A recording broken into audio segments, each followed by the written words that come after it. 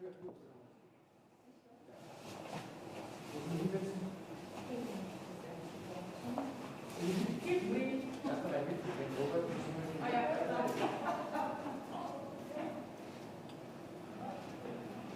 Thomas ist gelockt, oder? Ja.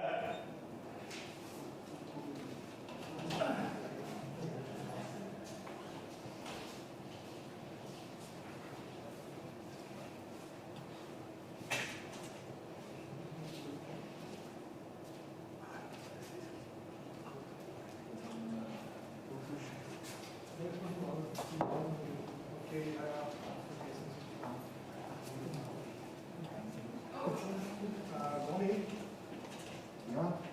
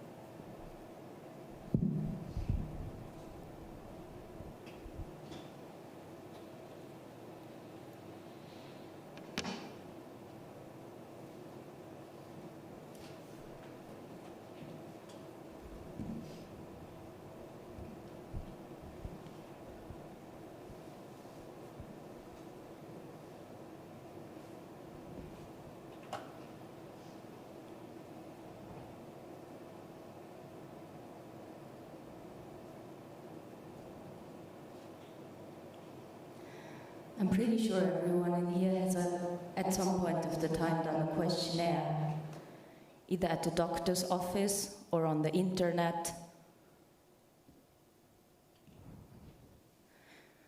Have you ever done an IQ test? Or a personality test?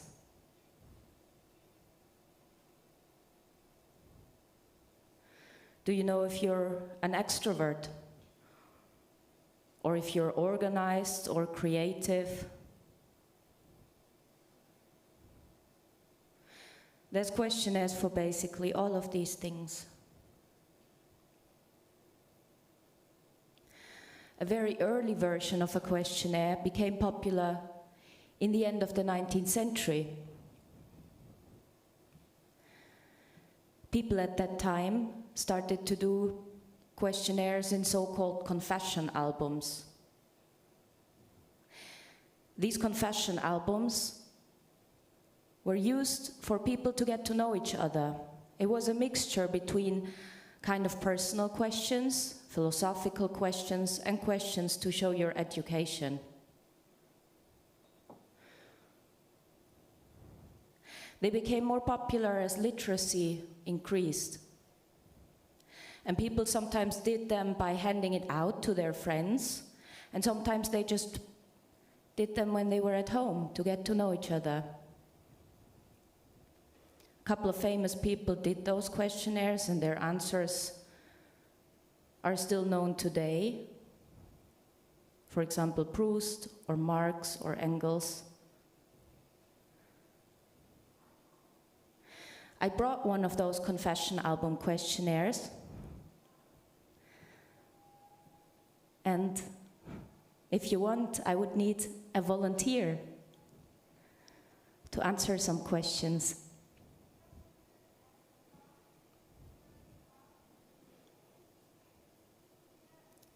Would anyone like to join me?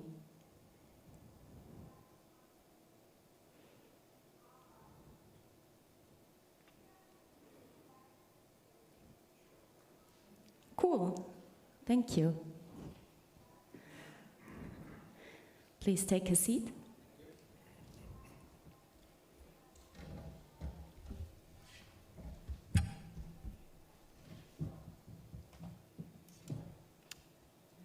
You're allowed to take off the mask on the stage. Yes.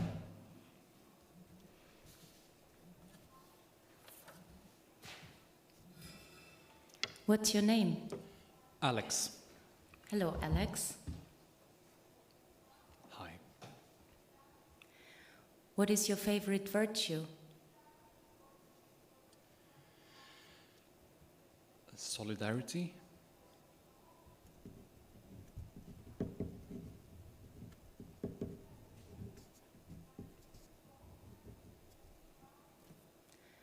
What are your favorite qualities in a man?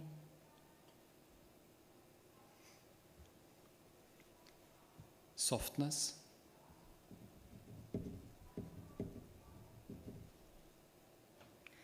What are your favorite qualities in a woman? Leadership.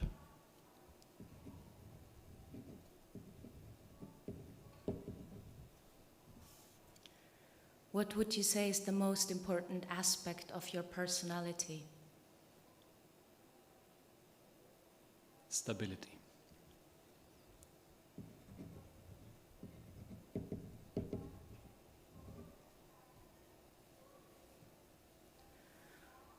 What do you appreciate most in your friends? Loyalty.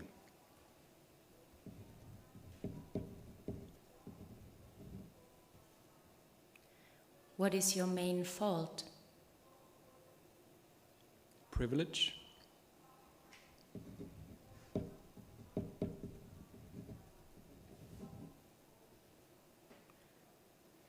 And what is your favorite occupation?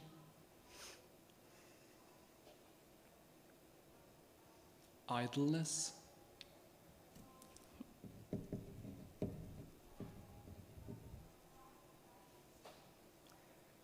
What is your idea of happiness?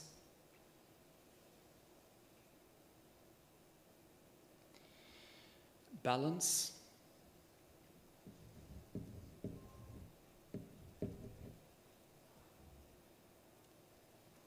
And what is your idea of misery? injustice,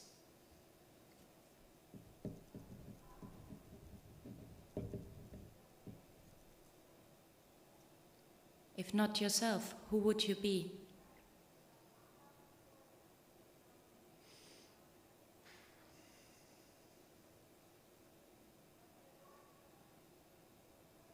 Nina Simone,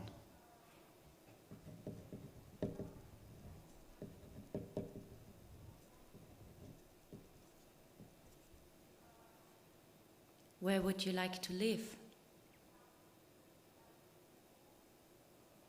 here,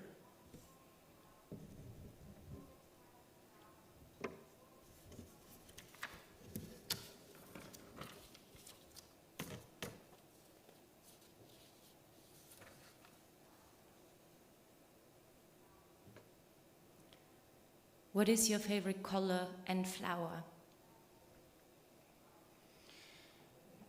green, and a rose, a moss rose. A moss rose?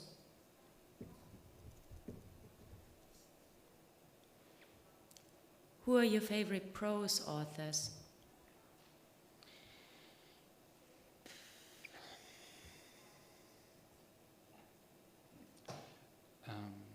P.O. Enquist, Swedish writer. I will probably P.O. Enquist.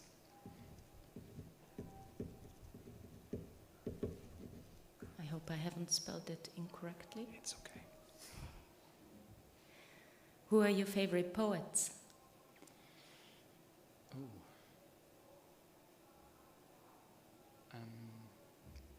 I don't read poetry. That's okay.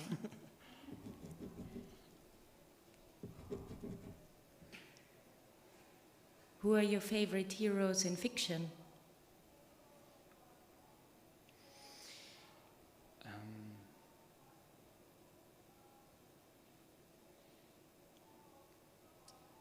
What's his name? The agent in Twin Peaks. Agent Cooper? Thank you. Yeah.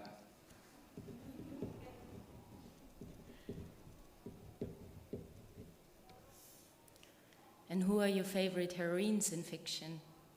Wonder Woman.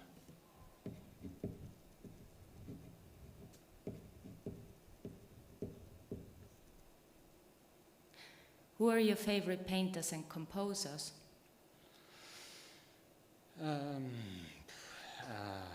Kandinsky.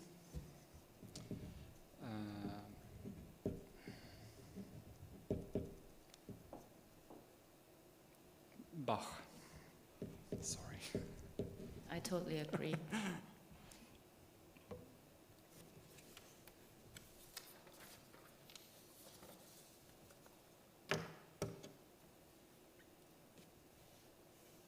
Would you say someone would know you after filling out this questionnaire or reading your answers? Yes. How did you feel during answering the questions? Good, thank you. Thank you. Thank you.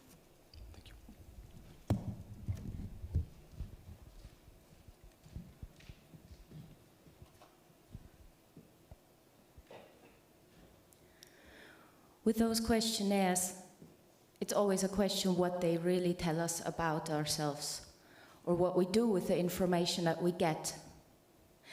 This one was a kind of nice one, unstructured, open answers, one word or a little bit more. So the people answering have a lot of freedom. At the same time, statistical evaluations became popular also around the beginning of the 20th century. But these had a little bit of a different character. The questionnaires were mainly used to determine who was fit for a higher education or a higher position. For example, the US Army started administering questionnaires to the soldiers in First World War on a very large scale. And their goal was to determine if someone could be an officer or if they were more fit to be like a help worker in the army.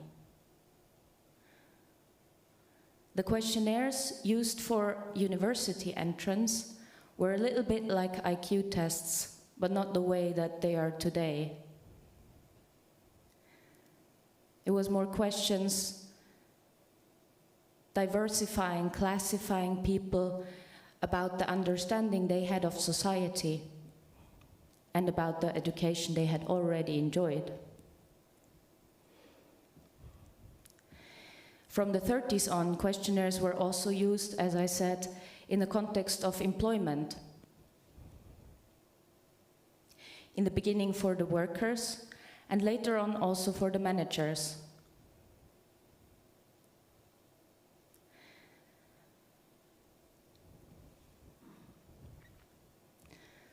These questionnaires were not very standardized, and the classification that was done with them soon drew criticism.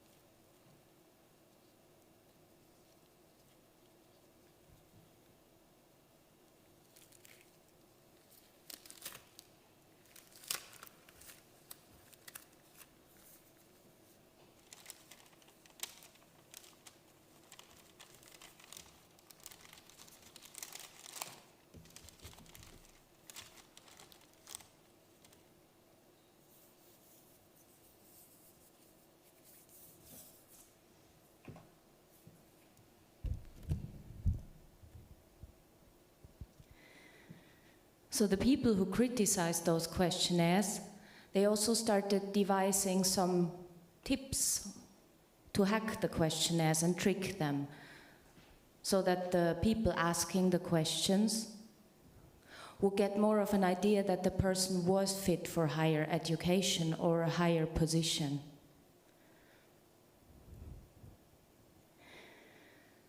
As these questions were determined to mainly find out something about functionality on the outside, they also had a different aim from some other questionnaires that were also developed from the 20s on, from the 30s on, 1920s, 1930s. And these questionnaires were devised more to find out what is on the inside of a person. It had to do, of course, with the popularization of psychoanalysis and Freud's theories. The people were starting to think more about how they function and what's the quintessential stuff about them as people.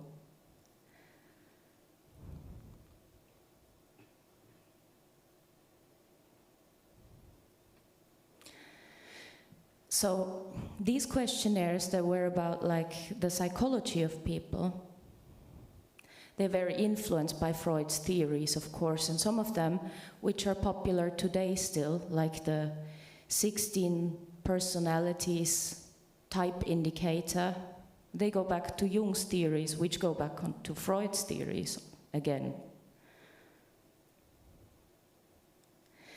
There's a lot of old terminology in those psychological questionnaires that still lingers on as we do them today. Nevertheless, people think that they can find out a lot about themselves by doing them, or at least that's what studies indicate. For example, a professor handed out a personality questionnaire to like 200 of his students to fill out, and then he gave them back a result and asked them to rate the accuracy of the questionnaire. He handed out the same result to all of the people that did the questionnaire. Do you think they found the questionnaire accurate? Actually, they did. On a scale from 0 to 6, only 2 people rated the questionnaire on 4, which is pretty accurate. All the rest of the people rated it on 5 and 6, which is almost perfect and perfect. So depending on how the results of questionnaires are phrased, it's always a question if it's really different from a horoscope and from the mythology that is used, that is often not very well communicated.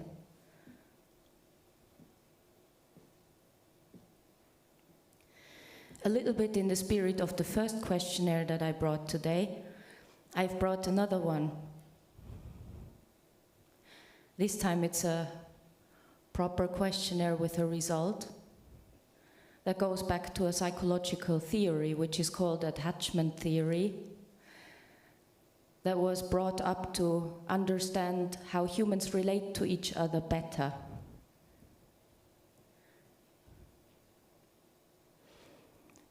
Would anyone like to join me on stage to try this questionnaire?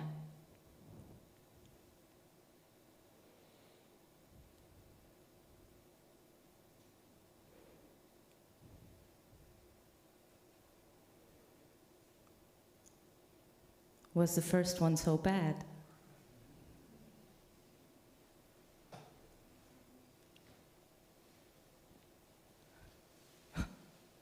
Thank you.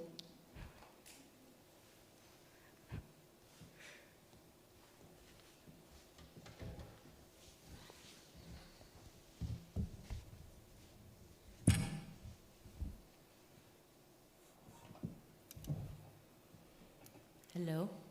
Hello. I don't have to ask your name because I know you. Yes, wir noch heute.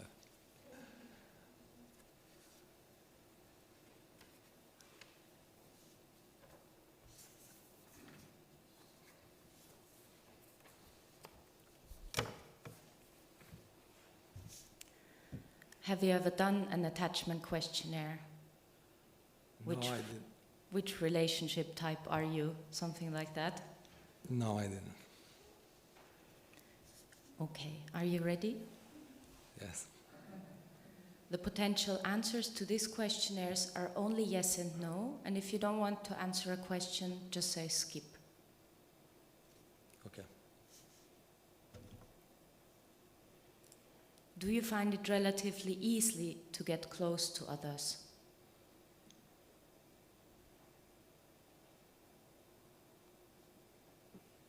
Yes.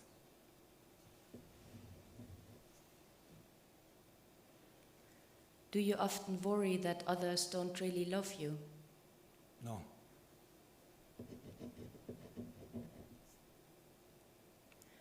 Do you find it difficult to depend on others?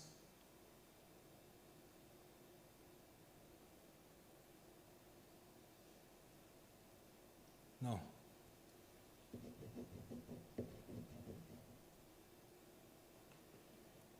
Do you find it easy to express your needs and wants to the people close to you? No.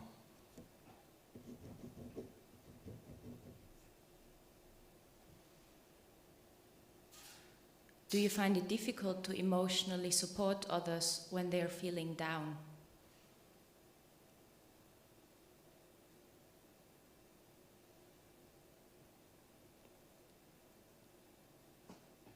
Yes.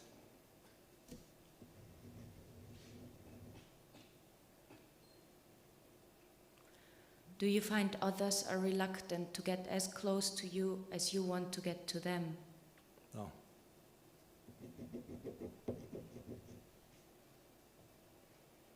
Are you comfortable depending on other people? No.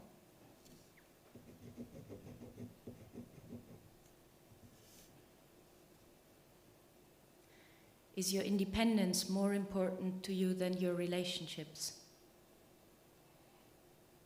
Yes.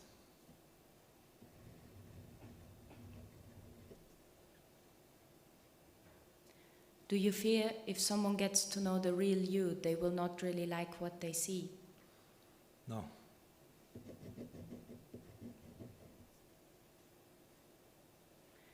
Do you feel comfortable expressing your opinion when you disagree with someone? Yes.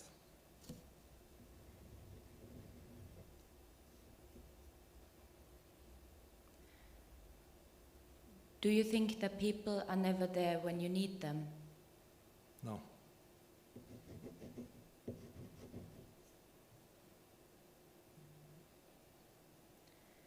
If you're close to somebody or in a relationship with them, are you sometimes annoyed by them without knowing why? Yes.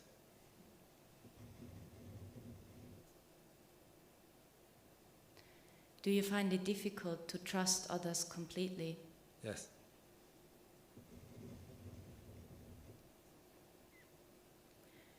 Do you prefer casual sex with uncommitted partners to intimate sex with one constant person? No.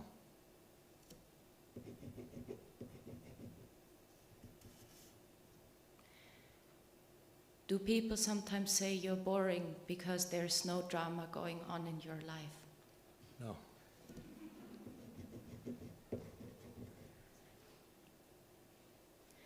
During conflicts, do you tend to impulsively say or do things you later regret? Yes.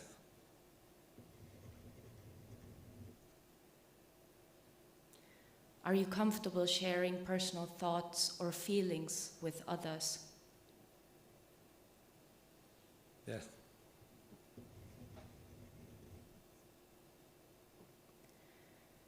Do you prefer not to share your innermost feelings with others? No.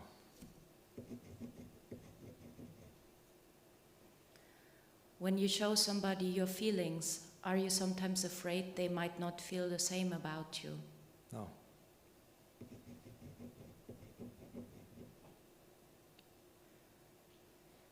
Do you often feel the need to escape when you spend time with someone who depends on you?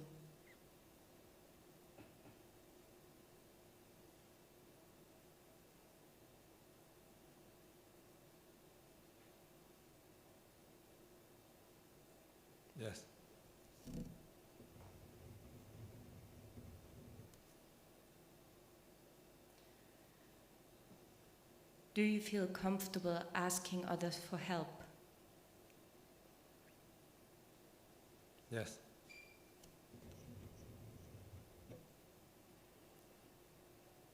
Do you think about your relationships and interactions with others a lot? Yes.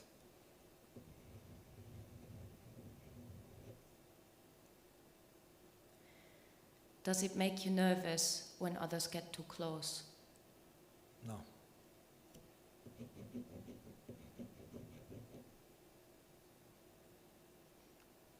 Do you believe others are essentially honest and dependable?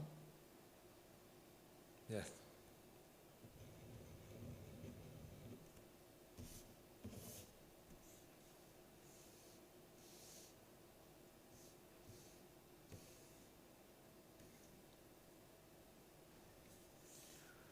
Would you like to know your result?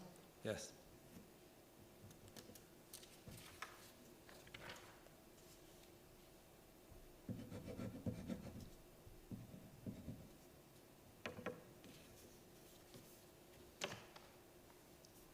So altogether there is 3 attachment styles: secure, anxious and avoidant. And you're scoring highest on secure attachment. You have a secure attachment style. You have a positive view of yourself and others, and it is relatively easy for you to communicate your feelings and your needs and wants. You trust that others will be there to support you, and you're also willing to support them when they need you. And then you also scored a little bit lower, but still you scored on the avoidant attachment style, which description is: you need a high level of independence, which is more important to you than your relationships. You tend to do things your own way and don't like depending on others. You're often not feeling much of a need to express your feelings to others and dislike conflicts, trying to avoid them. Would you say that's accurate? Yes.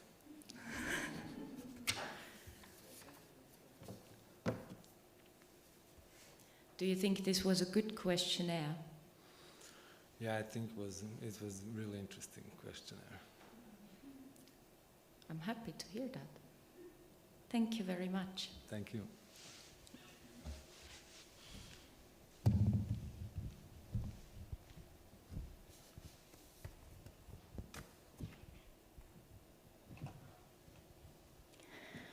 So the first kinds of questionnaires that I was talking about, people were obliged to take them. The psychological questionnaires, however, people were voluntarily taking them or taking them for research purposes. As questionnaires became also more popular in marketing, to find out what people would like to buy or who would be a target group, it became soon clear that it would be very handy if people actually want to fill questionnaires. So the formulations and phrases started to change so that people would find it a pleasant experience. In the course of this project, and also during my medical studies, I've asked a lot of people a lot of questionnaires. But I've also done a lot of questionnaires on myself. And I've basically diagnosed myself with everything there is. So, as questionnaires were made more a pop version of questionnaires, printed in ladies' magazines or teenage magazines where people could find out something about themselves. Which flirting type are you? Which studying type are you? How smart are you? How witty are you? I've brought one of those questionnaires that is also kind of like the newspaper version or the ladies' magazine version of the questionnaire that I just asked. And it's called, which relationship type are you? How often do you call your sweetheart? More than once a day, it differs, or almost never. For me, it would be it differs. Your partner wants to hang out with friends instead of meeting you. How do you react? No problem, I also hang out with friends a lot. I'm pissed. Or a little bit disappointed, but it's totally okay. It's totally okay, I would say. If you have a fight with your partner, who makes the first step to reconciliation? Usually me. I hate fighting. Or sometimes me, sometimes my partner. Or not me. I wait until they come around. I would say sometimes.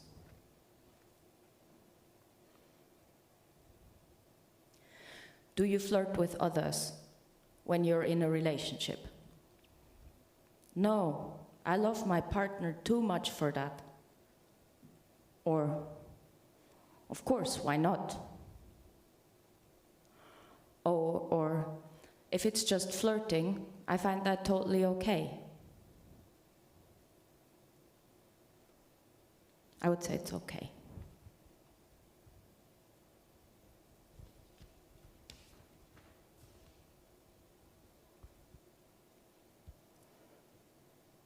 How often do you tell your partner you like them?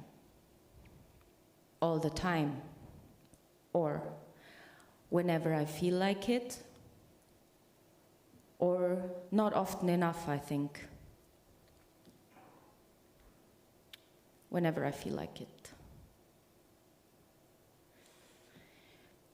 Do you like being alone? Yes, that's very important to me. No, I can't be alone really. Or every now and then that's okay. I find that important.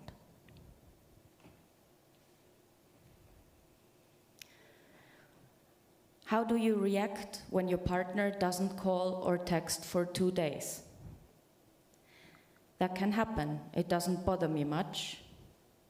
Or I write messages or call until I finally reach him or her. Or, no problem, I'm also not texting or calling for longer periods often.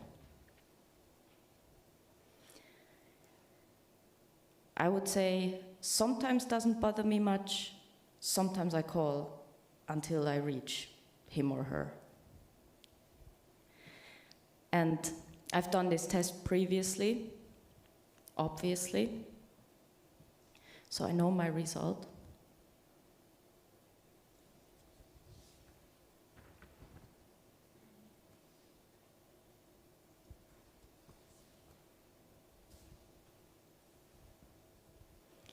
Which came a little bit unexpected to me, quite honestly. You're balanced. Of course, your freedom is important to you, but your relationship and spending time with your sweetheart is just as important. That's great. Sometimes you need more time together, then again, time for yourself. Maybe you get a little bit jealous every now and then, but that's okay. It's just important that you communicate openly what you need, so there are no misunderstandings. So this was a questionnaire that is a little bit on the edge of seriousness. I have done much less serious one as well. For example, which fruit are you? Or what color fidget spinner would you be? A yellow fidget spinner, apparently, and that means that I'm quirky. I was a pineapple for the fruit.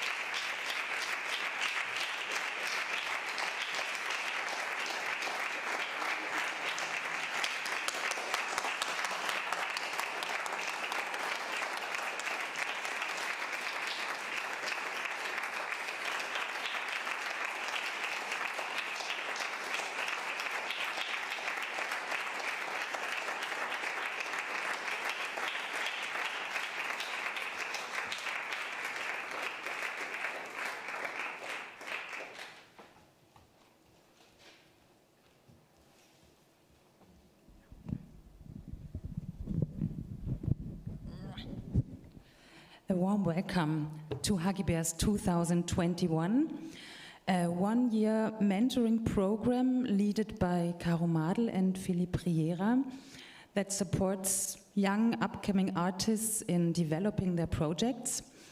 These year artists are Laura Stoll, Maria Mercedes, Frida Robles and Puck Collective. And during this week, all 4 works are presented here at HUGGY. So now you saw the first show of Laura Stoll.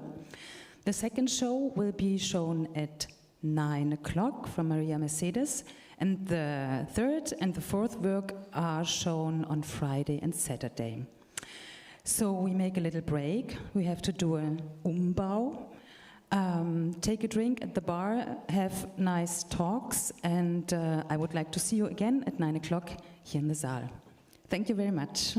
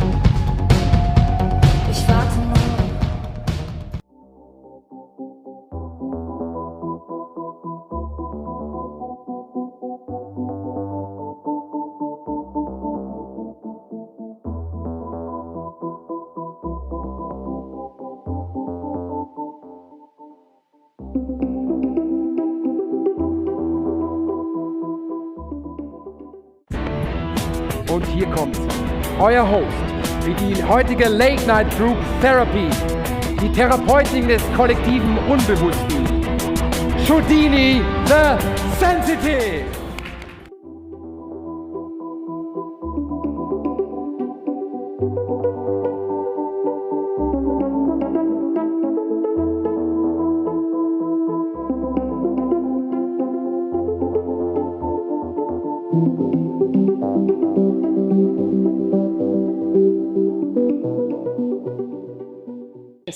Of private thought, imagination, and volition. Today, it often includes some kind of experience, cognition, feeling, or perception.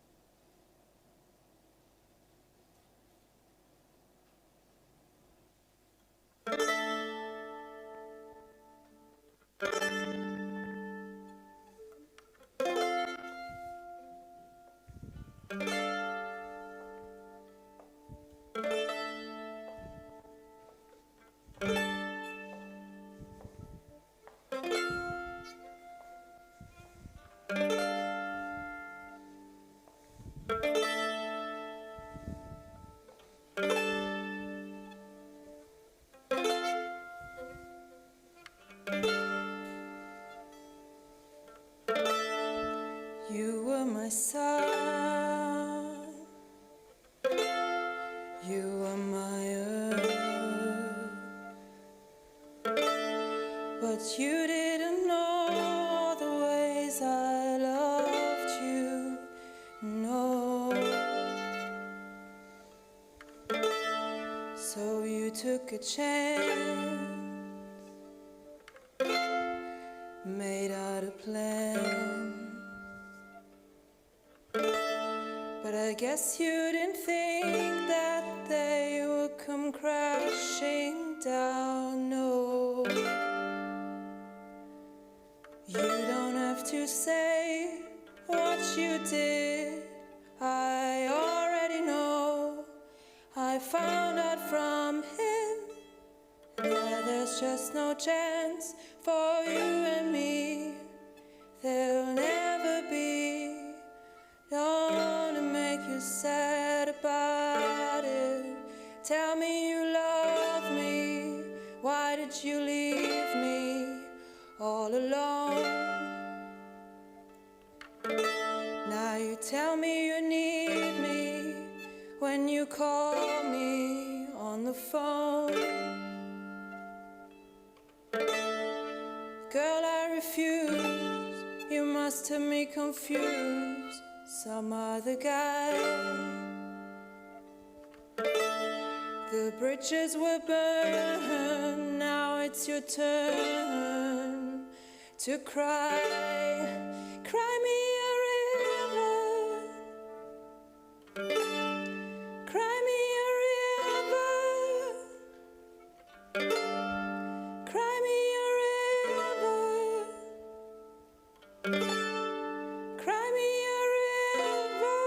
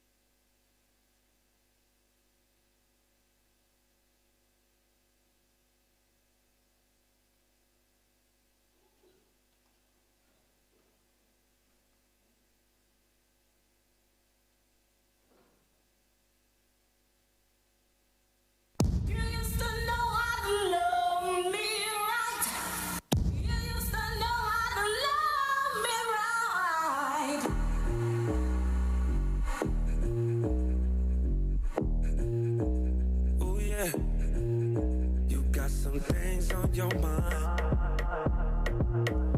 I would hate to see you cry. Ego death is where you find happiness. That's the only place you find happiness. Off too many drugs, it's so bad for us. One too many drinks and you had enough. Murdered my ego when you walked away. It hurt my ego when you walked away. Gave you my all that wouldn't make you stay. Murdered my ego when you walked away. You had this look on your face, so much animosity. Ego death is where you find happiness. That's the only place you find happiness. Way too many drugs, it's so bad for us. One too many drinks and you had enough. Murdered my ego when you walked away. It hurt my ego when you walked away. Gave me your all that wouldn't make me stay. Murdered my ego when you walked away. Hold on, this train going by.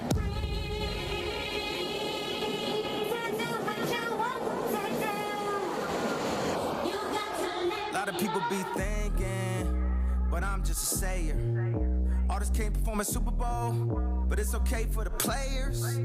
All these halfway movements need a whole lot of improvement. Everybody wanna talk, everybody wanna type, ain't nobody finna do shh. And everybody throwing dirt. All that talk won't work. All that talk don't work. Now who you think he talking to? Nerd. But wait to get worse. Wait it been bad. Showing up to the Grammys mad. Trying to win something we already had. Trying to become something we already are. Don't make me go Rastafari. We do no trying, no die. We live it, I'm living. I get more specific. All these admirations, likes and false validations, feeding to our ego. Don't feel so good, Negro. 1 in 4 get locked up. Your girlfriend get knocked up. Plan B was they plan A. To lower the count of our families. To lower the count on our damn votes.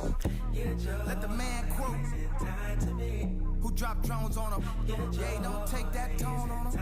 Don't go watch the throne on him. Just hit the Billy, he gone on him.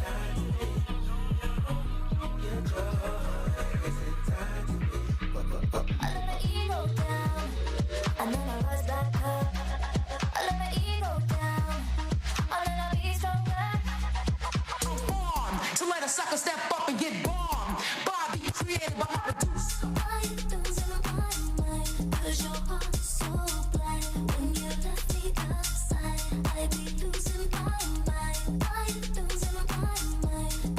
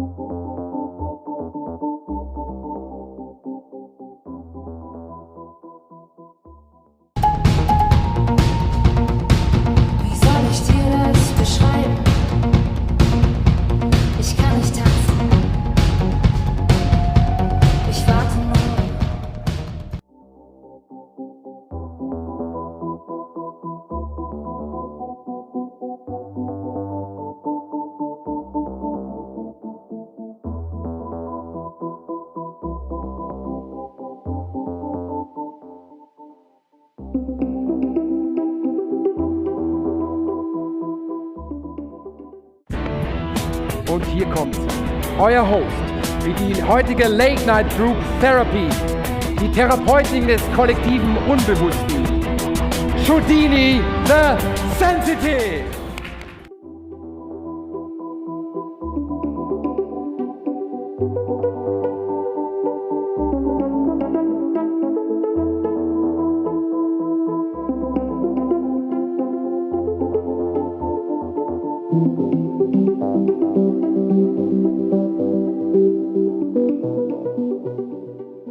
Inspection of private thought, imagination, and volition. Today, it often includes some kind of experience, cognition, feeling, or perception.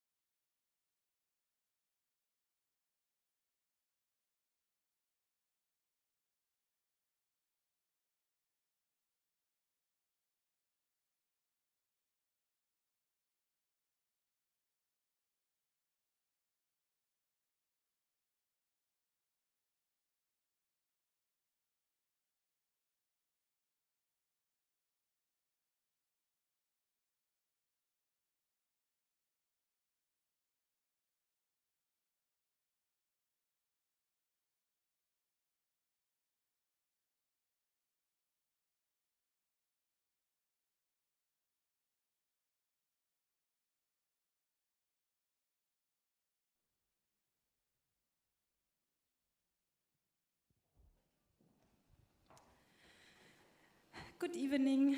A warm welcome to HUGGY BEARS 2021. At WUG, I'm very happy to welcome the artists of this evening on my side. So it's Laura Stoll at my right side, and at my left side it's Maria Mercedes with Julia Müllner, Camilla Schilin and Jo Morishita. Warm welcome. Great. My name is Esther Holland-Merten. I'm the artistic director of WUG Performing Arts, and I'm very happy that we host this program the third time this year.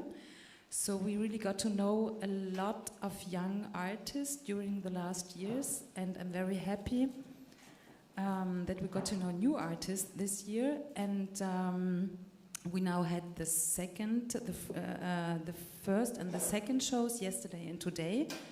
And on Friday and Saturday there will be the third and the fourth show of the HUGGY BEARS program. So I would like to talk a bit with the artists about the program, about their work, and I invite you also to question. Just raise your hand that I see if you want to ask something. Just to start, it's very interesting that in the HUGGY BEARS program, all the artists come from very different backgrounds. Not all artists were performance artists before. So my first question is if you can share with us the backgrounds you are coming from.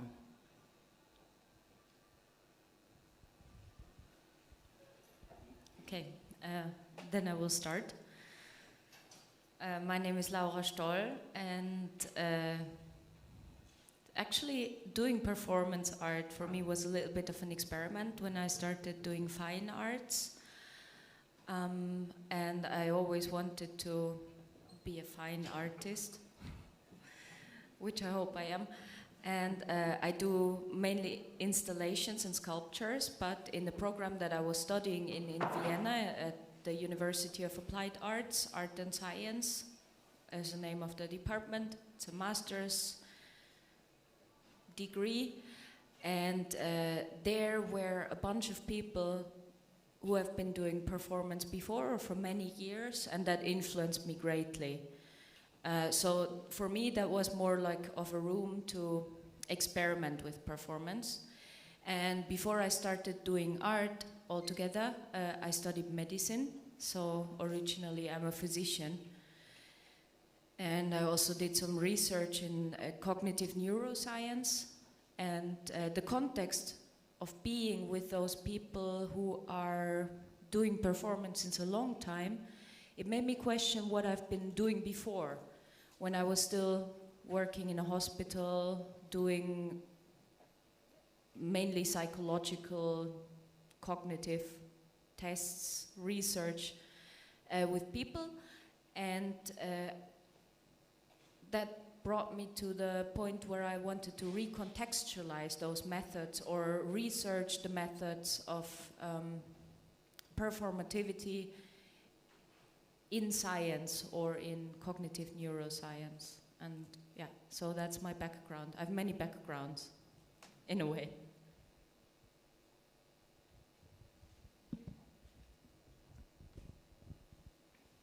Hello, my name is Julia. My background is in dance and choreography.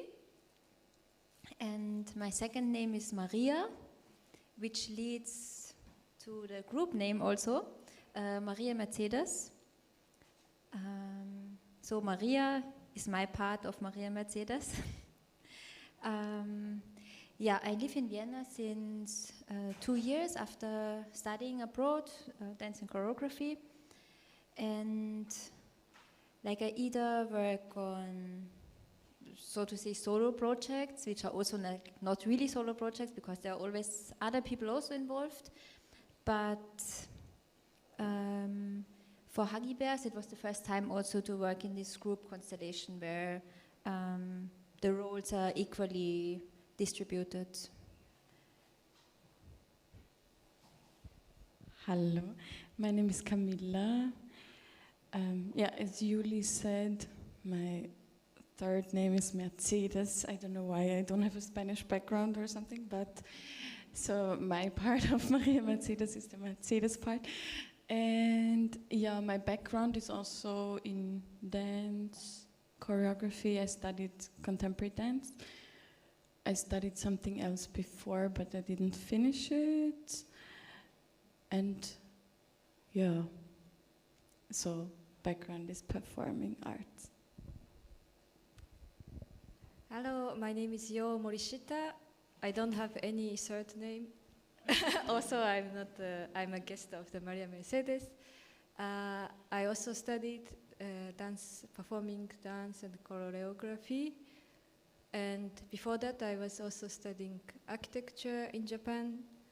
So it's a bit different background, I could say, from my side. Thank you. As I remember right, for the HUGGY BEARS program, you have to apply because there are so many people that want to be in that program. So I asked myself, why did you apply for the project? It's interesting because you are a new group. So the question is, was it to try something out through this program? So what were the reasons to apply to it?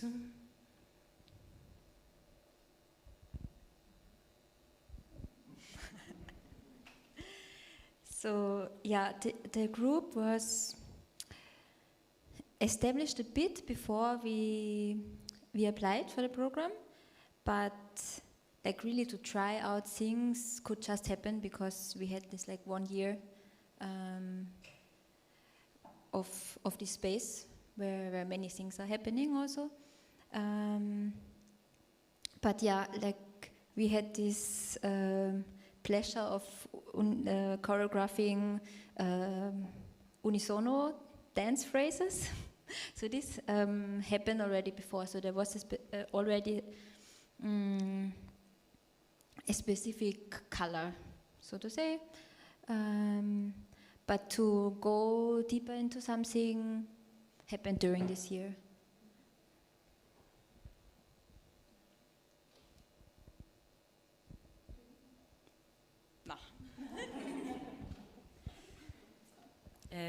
For me, I applied because Lucy Strecker is also doing performance art and science art, I would say. She was one of the people mentoring me in university when I started doing performance, and she also has some connections to HUGGY BEARS, and she advertised the possibility to apply, so I did.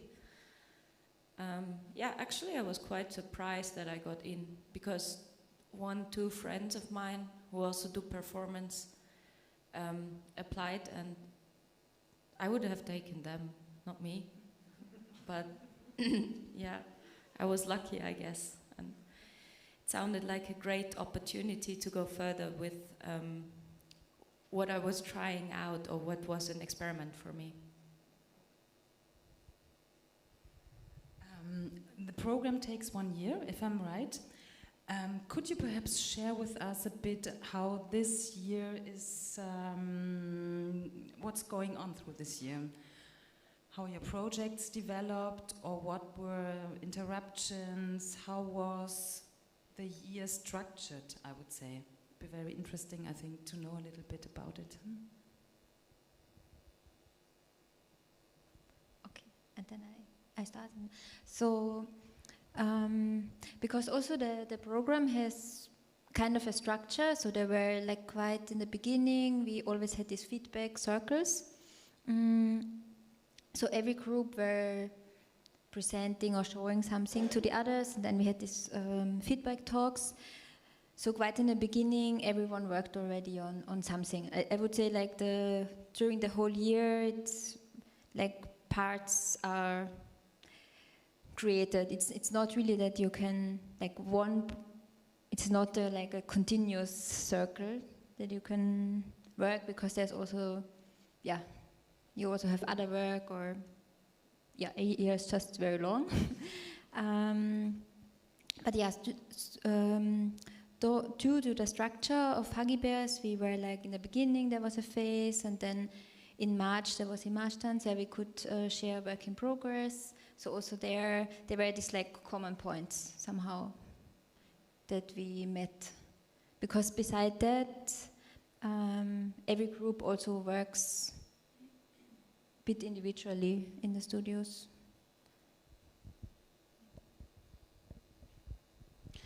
Yeah, and for us, we had also a bit of different working phases. So in the beginning, we had a rather intense phase of a few weeks, and then Julie was doing her solo project, so we had a bit of a break, and then I had a solo project, and then we had another break, and yeah, so yeah, it was like the working phases were of different intensity, and yeah, but in general, I think specifically in this year, it was really great to have a studio space or a place to go to.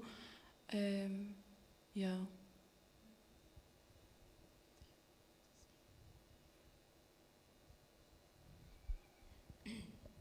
What was the question again?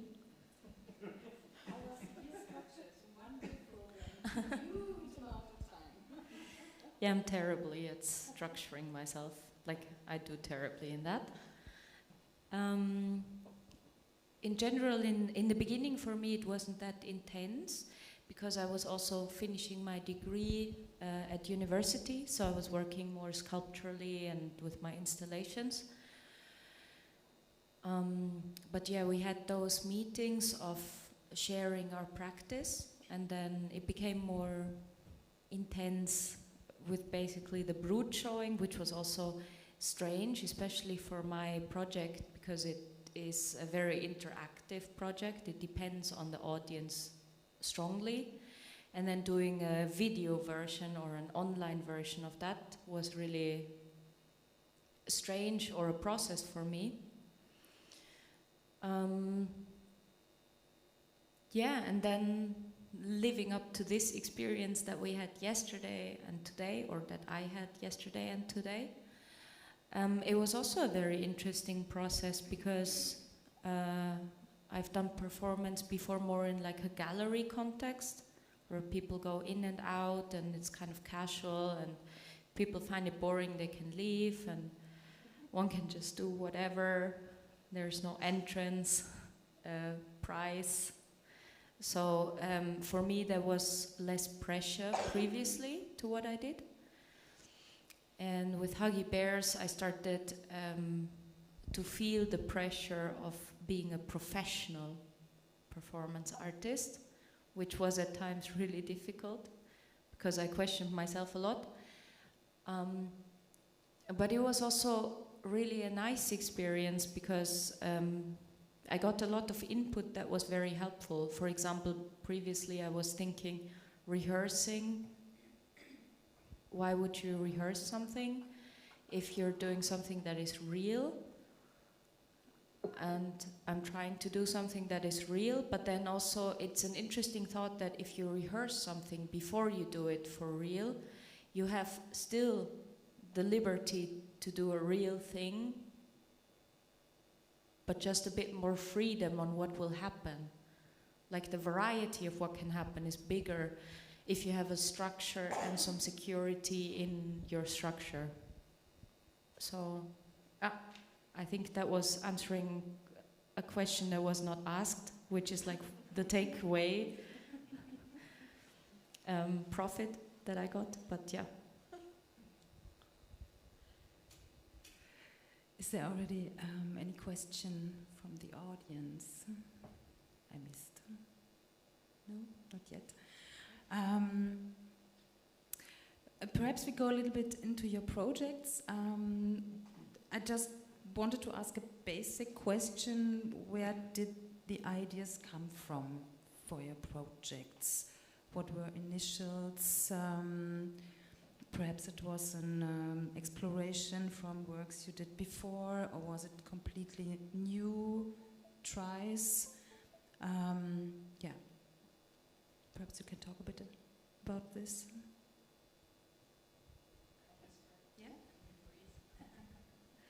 Yeah, as I said previously, my dream was becoming a neuro person, like a brain scientist, a psychiatrist or something like that.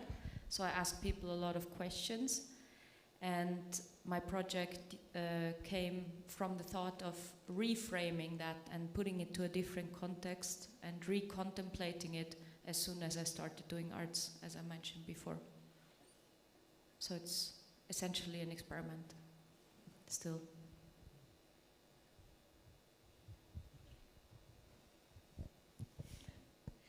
So in the very beginning, because also for the program you apply with a project proposal, and we were both reading a book by Sarah Ahmed. It's called The Cultural Politics of Emotion, and we were reading it in a way to take all the physical things out of it, like how they also, like how we wrote it in the text, like how they stick, how they circulate, how they turn towards, away. And then we really had this like very physical approach, more like from the outside, not going into emotional states, but yeah, more the other way around. And then there was also this thing with the mask, or like to hide, and then the hairs. So this came also in the first phase, to play with the hair, so like to not show, and then we were also, because what I said before, like how Maria Mercedes evolved, it was more this like pop cultural inspired, very commercial contemporary dance phrases, which are a bit cheesy, but there's a pleasure in doing it. But then also like we thought, okay, how can we reframe the setting or the context to it?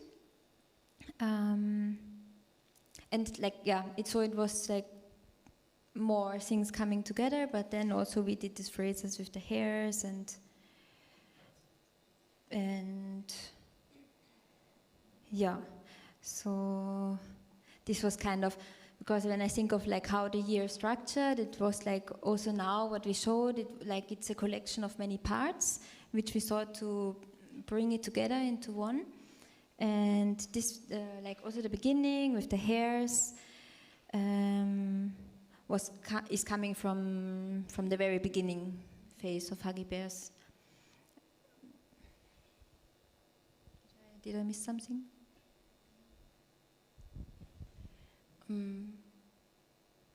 Yeah, and maybe also like the topic of emotions was also somehow intriguing for us, because I find it's a very tricky thing of how to portray or how to deal with emotional things on stage. Do we want to go into some emotional states or yeah. But then also we found out that lately we are very into dramatic things, which then changed a bit also our approach maybe to the topic. Yeah, and then we know each other for quite a while now, or some years. We also studied together for a while, and so anyway, I think there was always this wish of us somehow to do something together, and yeah, then at one point we asked you to join us in the project, and yeah, and then it was also somehow a lot about how we negotiate of who is choreographing, or how we can have roles that shift, or that each of us has somehow a place in this working process, so that it's equal but can also be sometimes hierarchical in a maybe positive sense of, okay, someone is taking the choreographership role and is making decisions, and yeah, so then also the topic of friendship or like collaboration maybe, and trust came in. Yeah.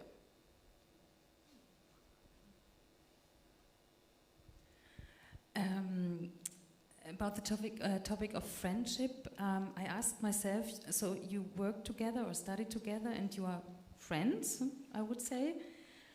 What does it mean for the working together? Is it easier, or are there other challenges to go through if you are in a friendship but you have a sort of a working relation to each other? Was this important for your work or not? Now, I wouldn't say that it makes it easier. Actually, often it's quite tricky to like work together and or. No, not like, I don't say like that it's only in our case, I mean in general. But there is a very positive, not side effect. No, there is just, because we know each other for long, we worked in past projects together, like never the three of us, but in different constellations. So there was already a base. We know, like, you don't need to start from the very beginning. There is already something we can start from, or there's like a common, I don't know how to frame it, but yeah, it makes it also, in a way, sometimes easier to get into something, because also when you work together, there is like always, not that it's only about aesthetics, but to know, to trust the choices of others and appreciate this, or that I can just trust the choices the others make, I can rely on. Yeah, it was very interesting that whole piece becomes like a bit like patchworks of like, okay, this part I more feel Camila, or this part I feel Yuri, and then also because I step in quite in the end of the 1 year process, so I also knew from the images of, or like the character of the Maria Mercedes, this duet, and so it was very interesting for me to work with like this image is coming from like Maria Mercedes style, but then there is this decision I wouldn't make but Camila would make, or like this decision I wouldn't make but Yuri would make, and then to have very diverse decisions are like whole piece, like in every decisions, and each time we negotiate and each time we follow, or we say like, okay, let's do that and that, and this way of collaboration work was I really enjoyed it, and that's only possible that we are friends and we know each other, and yeah, there is this trust between three of us, and yeah. Okay. It's a completely other situation for you, Laura, because you are performing a solo, I would say. Not a solo, but you are in conversation with other people. But how is this to work on your own? I think you have people that come to look, to talk to just share some experiences you make.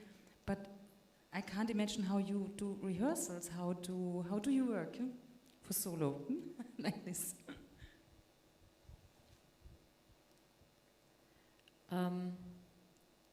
Good question. I would say it was terrible. It's terrible because I work with myself essentially. So I'm spending a lot of time with myself, which is terrible. And also the question of rehearsing, like I never rehearsed before. So now that was an entirely new concept to me, to rehearse something apart from like getting a feeling for the space, getting a feeling for things, just feeling them. That was very interesting actually, because a bunch of friends then came by and helped me do that. And that was a really good experience. But yeah, the work that I do a lot of stuff alone, and I'm questioning that at the moment because it's really hard.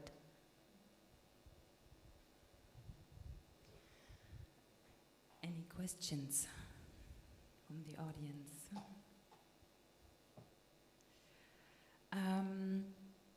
Do you want to share with us anything about your work that I didn't ask? Sometimes there are some things in the projects that you want to share with the audience. Is there anything you want to talk about that is important for you to mention about your projects or what you did?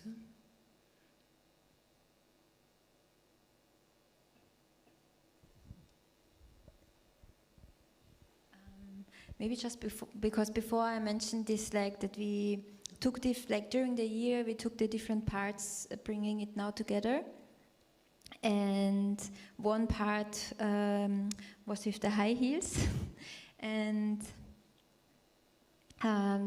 this was actually, we had a performance which happened outside in Schrebergarten, Sloppy Gardens workshop place. Thank you. So this part is coming from this outside performance, and this was actually quite challenging because we still wanted to keep it, but it was a totally different context there, and the shoes made maybe more sense because we were going through grass or on like small stones, so there was also like different sounds created.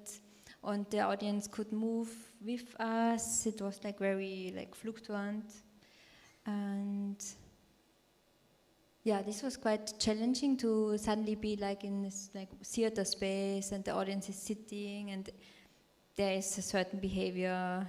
Everyone just like no one can leave, or like you said once, like there's already like you can't just leave if you're bored.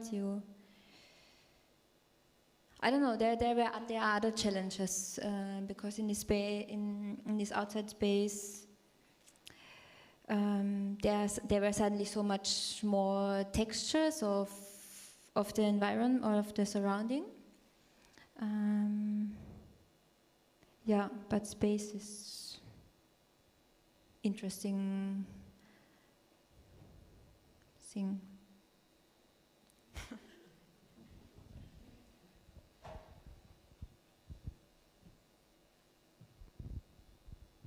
Do you want to share? Yeah, I don't know. The project that I've been working on, or that I've been presenting here, is called Questionnaire Series, and it has been going on for like 3 years now. It's about medical psychological questionnaires, and this was a very interesting process, and yeah, I think soon I'll wrap that one up. Not yet, but soon.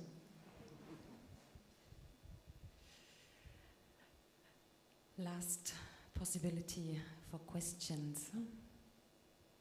No?